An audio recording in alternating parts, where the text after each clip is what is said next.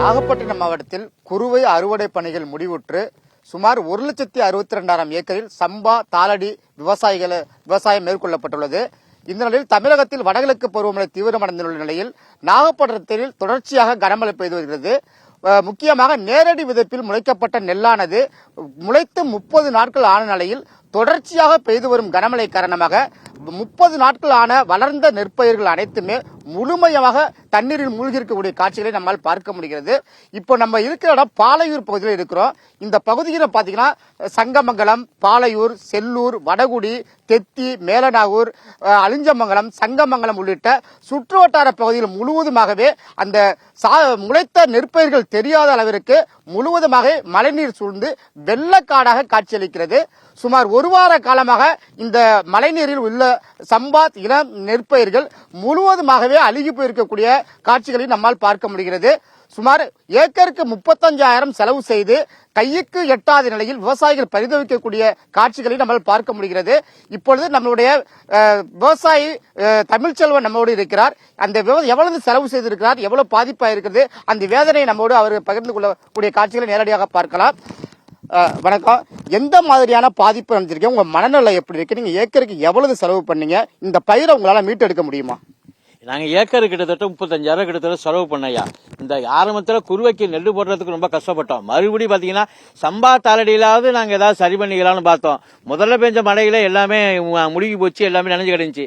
2 நாள் வெயில் அடிச்சாலும் மறுபடியும் வரைஞ்சி. நீங்க பாருங்க, அப்படியே சுத்தமாவே எல்லா ஊருமே வெள்ளக்காடாகி அப்படியே அழுகி கிடக்குது. இனிமே நாங்க 2வது சாகுபடியும் பண்ண முடியாது அவர் ஐயா கேட்ட மாதிரி. காரணம் வந்துட்டு ஜனவரி 28ஆம் தேதி மேட்டூர் அணை மூடுறது மரபு.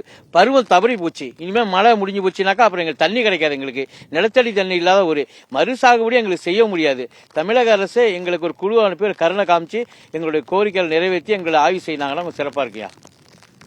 அதாவது இந்த அடுத்த சாகுபடிக்கான பருவம் முழுமையாக நிறைவுபட்டு விட்டதனால இந்த சம்பா தாளடி பயிர் இந்த ஆண்டுக்கான அவங்களுக்கு சாகுபடி முழுவதுமாகவே பொய்த்து போயிட்டதாகவே விவசாயிகள் கவலை தெரிவிக்கின்றனர். மற்றொரு விவசாயி நம்மோடு இருக்கிறார். அவருடைய பாதிப்பு எந்த அளவுக்கு இருக்கிறது நம்மளே தெரிஞ்சுக்கலாம்.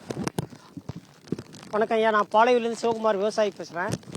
நாங்கள் குருவை போட்டோம், நல்லபடியாக விளைஞ்சதுக்கு பிறகு பார்த்தீங்கன்னா மழை அந்த விளைச்சலையெல்லாம் சாஞ்சி விட்டு அதில் மிஷினை வச்சு அறுத்து கொண்டு சென்டரில் போட்டு 20 நாள் நெல்லை அடுக்கி வச்சுருந்தோம்.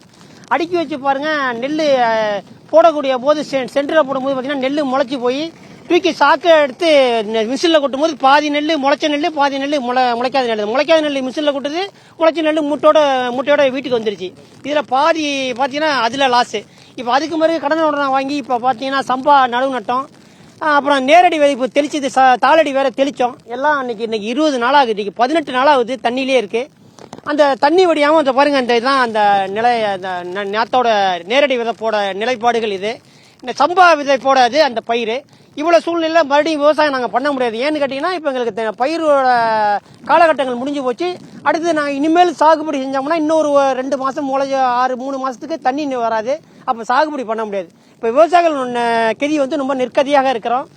எங்களுக்கு வாழ்வாதாரத்துக்கான வழிகளை ஏதாவது பண்ணணும். விவசாயிகளுக்கு ஏதாவது ஊக்கத்தொகையை ஏதாவது பண்ணுங்க. 2வது நிவாரண இன்சூரன்ஸ் எங்களுக்கு இதுவரையிலும் எந்த விதமான இதுவும் நான் பாளையூர் கிராமங்களுக்கு 5 ஆண்டு காலமாக எதுவும் கொடுக்கவே இல்லை.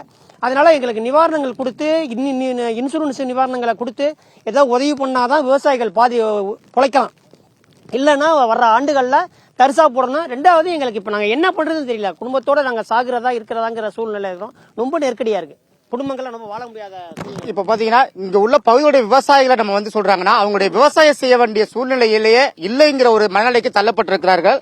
அந்த அளவுக்கு பாதிக்கப்பட்டிருக்கிறார்கள். உடனடியாக மாவட்ட நிர்வாகம் இந்த பாதிக்கப்பட்ட பகுதிகளை ஆய்வு செய்து அந்த வேளாண்மை துறைகளும் முறையான கணக்கெடுப்பு நடத்தி இன்சூரன்ஸ் வழங்க வேண்டும்.